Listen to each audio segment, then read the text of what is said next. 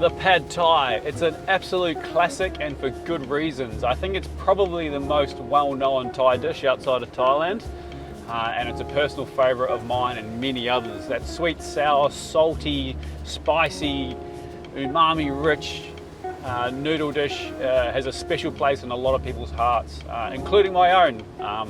I've eaten a lot of Pad Thais in my day, and I've cooked a lot of Pad Thais in my day. So we're up on Noosa North Shore. We're going to head up to Rainbow Beach. Got some mates surfing up there today, so we thought we'd go and cook them some lunch when they get out of the water, all salty and hungry. So come along.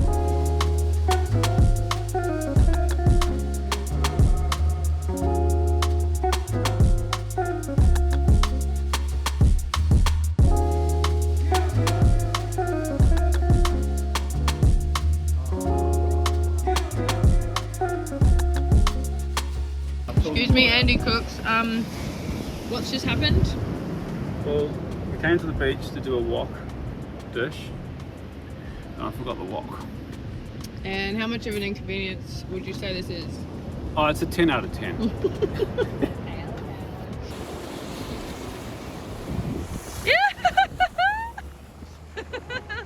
All right, after what was a bit of a drama and palaver, we're here and we're ready to cook.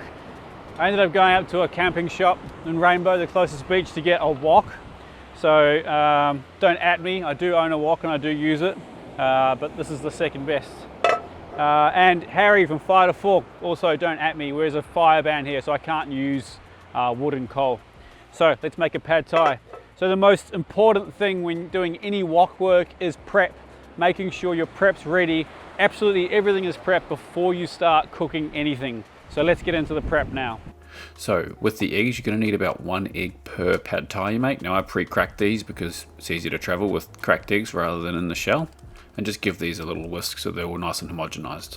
Now for the protein, now I'm using boneless, skinless chicken thighs sliced into small pieces, but you can use prawns or firm tofu, whatever your protein of choice is really.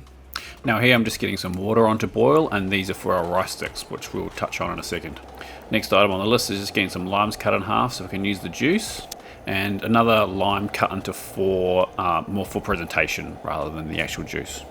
Now we're just going to take a brown onion and we're going to slice that thinly. You're going to use about 1/4 of a brown onion per Pad Thai. So back to our rice noodles. Now with the water boiling and the heat turned off, you're just going to soak these rice noodles for about 5 minutes in the boiling water just to soften them. So next item on the prep list is just to dice some garlic up nice and finely. And slice 1 red chili nice and thin. If you like it super spicy, don't be afraid to use a bird's eye. Time for some spring onion greens. Garlic chives also work well if you can get your hands on some. Now it's time to pull the noodles out of the water, but you will only have 5 to 10 minutes to use these. If you don't, they will all stick together. So the other method to do this is to soak them in cold water overnight, which will give you a bit more leeway when it comes to using them.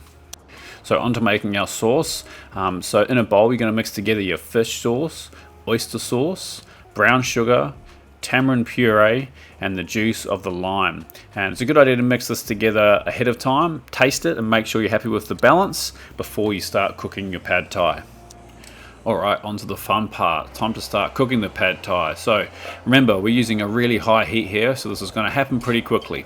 So into your hot wok, wok in inverted commas, use a high smoke point neutral flavored oil. So I'm using peanut here, which is a great oil for this type of thing. And once you've got a bit of heat in that, you're going to add your chicken. Now don't be afraid to get a bit of colour on your chicken, and you can actually poach this chicken ahead of time as well if you're worried about that. Next up is some of your onions. You're going to saute those off with your chicken for a couple of minutes. And next you're going to add your chilies and some garlic to the pan. And making sure you're always moving this pan. Now my suggestion is if you don't have such a high temperature burner like I've got here, is just to use a spoon like I am here, and what that does is stops a bit of heat loss happening if you're just using something that's not quite as powerful. So next in goes your 1 egg beaten up, and move that around quickly to scramble.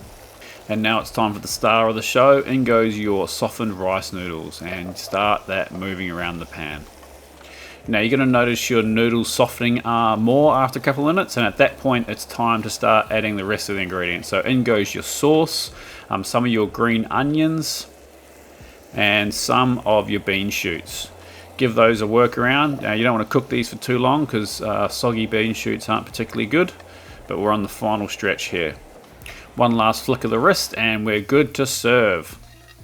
So all up, that took no longer than about 5 minutes. So you can now see the importance of making sure all your prep is ready.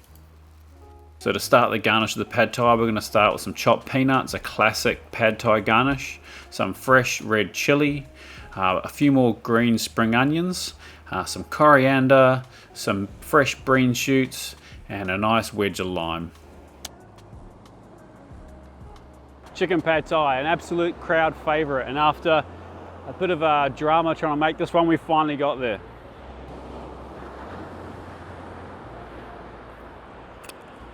I've eaten thousands of these and I love them.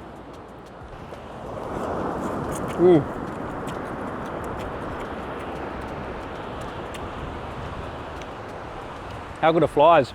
So good. Sweet, sour, salty, spicy, absolutely delicious. You know the drill, guys. Please subscribe, like this video, click the bell icon so you know when I post. I post every Wednesday, and I try and post another one as well throughout the week. If you want something made for you, go to my TikTok and let me know what you want, and you never know, I might just make it. Peace.